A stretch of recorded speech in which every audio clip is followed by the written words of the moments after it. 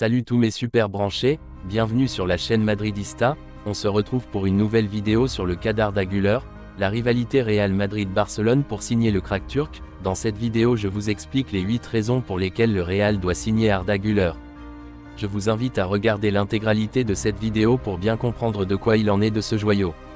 Si t'es nouveau ici, c'est le moment idéal de rejoindre la chaîne, en activant la cloche de notification pour rater aucune de nos vidéos, et si le contenu vous plaît, lâchez vos magnifiques pouces bleus pour donner la force et un partage pour grandir la communauté madridista. Sans plus tarder, je vous dis tout, on commence.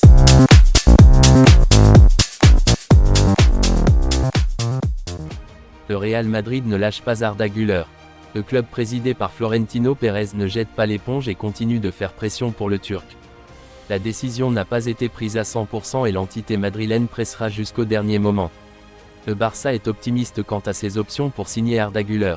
Ils y travaillent et le voyage de Deco à Istanbul était en ce sens essentiel car Fenerbahçe l'a assumé comme une déclaration d'intention.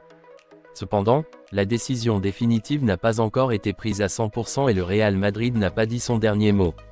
En fait, il manœuvre pour pouvoir reprendre le footballeur convoité et l'éloigner du Barça. Pour ce faire, il presse intensément ces derniers moments et, loin de jeter l'éponge, il cherche désespérément à faire un coup et forcer la propre position du joueur à changer, ainsi que celle de son club. Le jeu est brûlant, même s'il semble que l'avantage continue d'être blaugrana, tant que l'opération n'est pas terminée, rien ne peut être tenu pour acquis. Et c'est que, depuis Istanbul, il y a ceux qui assurent que ce serait le club blanc qui aurait profité du footballeur. C'est ainsi que l'explique Yeni Safak, qui explique même que Güler aurait déjà pris sa décision et que dans les prochains jours il se rendrait à Madrid pour passer une visite médicale. Il semble clair que chacun utilise ses meilleures armes pour atteindre ses objectifs. La course pour signer le crack turc s'annonce passionnant, et dans cette vidéo je vous explique les 8 raisons pour lesquelles le Real Madrid doit le signer. Numéro 1, est sa jambe gauche, sur la droite ou en point milieu. À 1,76 m de haut et 61 kg, son pied préféré est le pied gauche, mais son jeu a jusqu'à présent été en tant que milieu de terrain à droite, sa position principale, ou à travers le centre, où il est légèrement meilleur, selon les statistiques avancées. L'analyse qui le pousse entre 86 et 98% lorsqu'il intervient plus concentré sur la ligne des 3/4 du terrain. Plus en arrière, il atteint une performance de 75 ou un 74 plus talonné vers la droite. Numéro 2, 16 millions d'euros de valeur marchande. Selon la base de données, BSoccerPro, le milieu de terrain a une valeur marchande de 16 millions d'euros. Dans sa tranche d'âge, 18 ans, avec cette valeur estimée, il est actuellement le 4e mondial, derrière Gavi, Barcelone, avec 83,7 millions d'euros. Numéro 3, et avec un contrat avec Fenerbahçe jusqu'en 2025. La relation d'Arda Güler avec Fenerbahçe prend fin le 30 juin 2025, alors qu'il n'aura que 20 ans. Joan Laporta, président de Barcelone, a déjà admis les négociations pour le footballeur. Tous les clubs importants d'Europe le veulent et nous discutons avec Fenerbahçe, a-t-il expliqué ce dimanche. Numéro 4, les DEBUTS en Europe à 16 ans. Le 19 août 2021, à seulement 16 ans, 5 mois et 25 jours, Arda Güler fait ses débuts en match officiel avec Fenerbahçe. C'était lors du dernier tour précédent de la Ligue Europa, lorsqu'il a pris le terrain à la 67e minute du choc. Contre le HJK Helsinki au stade Şükrü Saracoğlu d'Istanbul. Son équipe a gagné 1-0, dans sa mise en scène avec le club turc, venant de la jeunesse.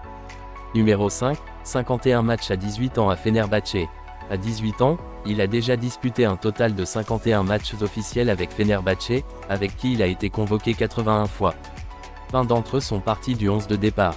Au total, depuis sa promotion en équipe première en 2021, il a marqué 9 buts et en a donné 10 autres à ses coéquipiers, entre 2021 à 22 et 2022 à 23, pour attirer les grands clubs du continent.